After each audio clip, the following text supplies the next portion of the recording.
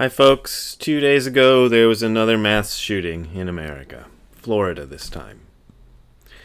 And I wanted to kind of speak to this as it relates to my last two videos about Buddhism and politics. Because this problem of mass shootings and gun violence in America is my particular political thing. I don't know what to call it. Pet peeve sounds too mild. It's kind of it gets me mad.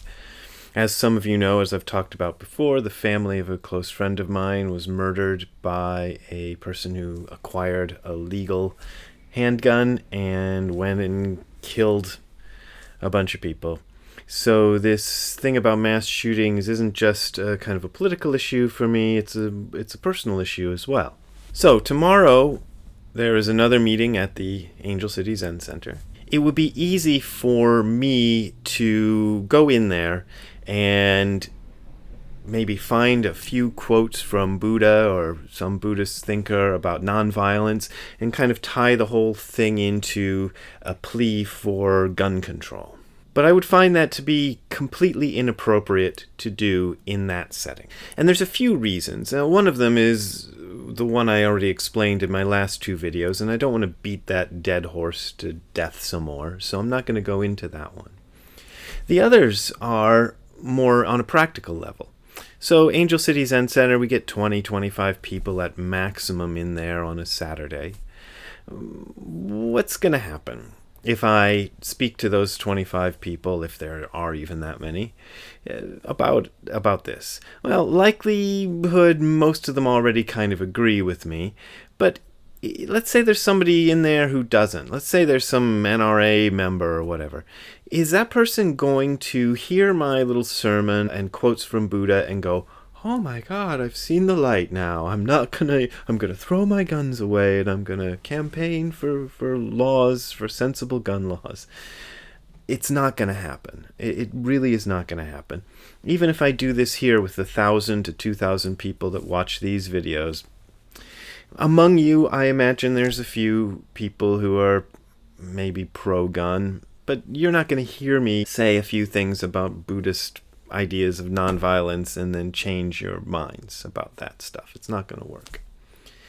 The other tactic that's very tempting is because these things make me angry, personally angry. And so I could go with the tactic that's very common. You'll see it on Twitter all day today in the last few days of, "You don't care about children, you just want your guns."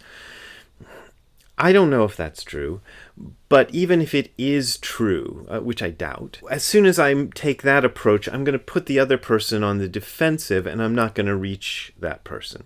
So what I end up doing is all the people who already agree with me just go, "Yeah, say it some more, Brad," and then the rest of the people either turn me off or, denounce me as a commie or something. I don't know what they do, but it's not going to work.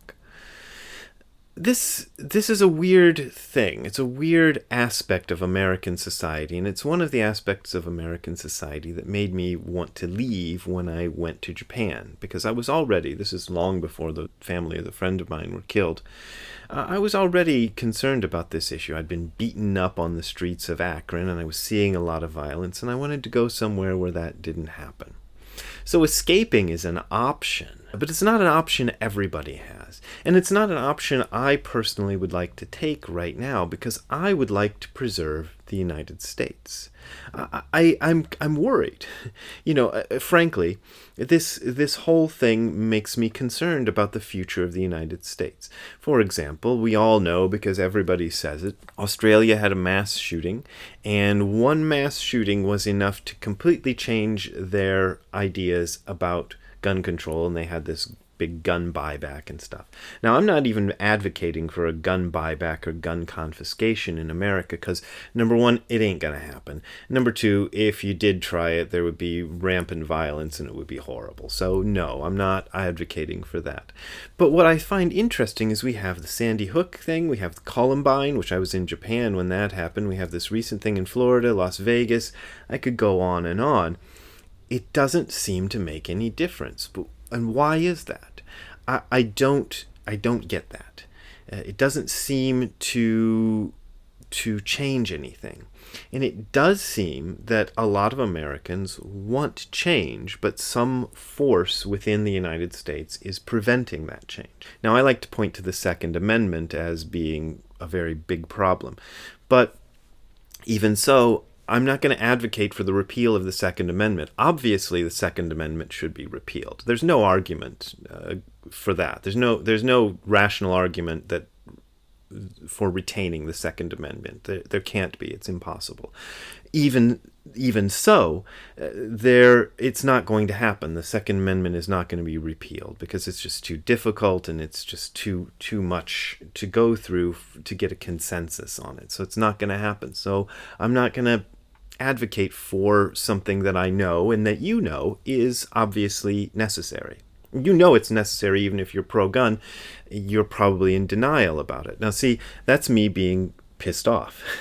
So I think that's interesting. So I'm going to leave it in the video. I got pissed off for a minute and said, you are pro-gun and you know the Second Amendment is wrong and you're not doing anything about it.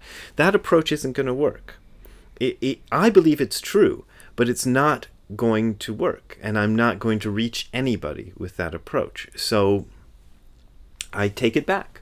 I think the only way to approach this is to try to find some sort of common ground where people agree and then build from there. I'm no genius. I don't know what that common ground is, but I feel like that's the only way. As soon as you set up an adversarial relationship where one side has to beat the other, well, we've proven over and over again that the pro-gun side always wins that one. My suspicion is that the people who are resisting any rational change in American gun laws are probably in the minority. This is just a guess. I don't have any statistics to back it up, but I think they're probably in the minority because even people I know who own guns and even people I know who are in the NRA don't see it that way. They think there is a need for change. So somebody's holding back. So if it's going to be a fight between power and power, obviously the pro-gun people have all the power. So how can we reach into that segment and try to change it? That is the question we need to be asking. And it's very tempting to want to vent. You saw what I did a couple minutes ago in this video.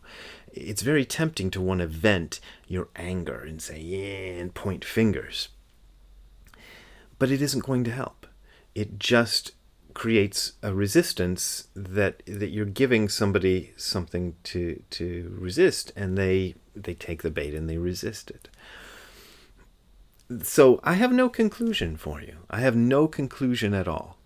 Just some thoughts about what's happening and what it will take to make the change, and why even with this issue I don't feel like it's proper to mix the Buddhism with the political debate. So there you go. If you're still interested in supporting what I do after hearing all that, there's links below to Patreon and PayPal. That's how I make my living. That's how I do all this stuff. Thank you for your support. See you next time.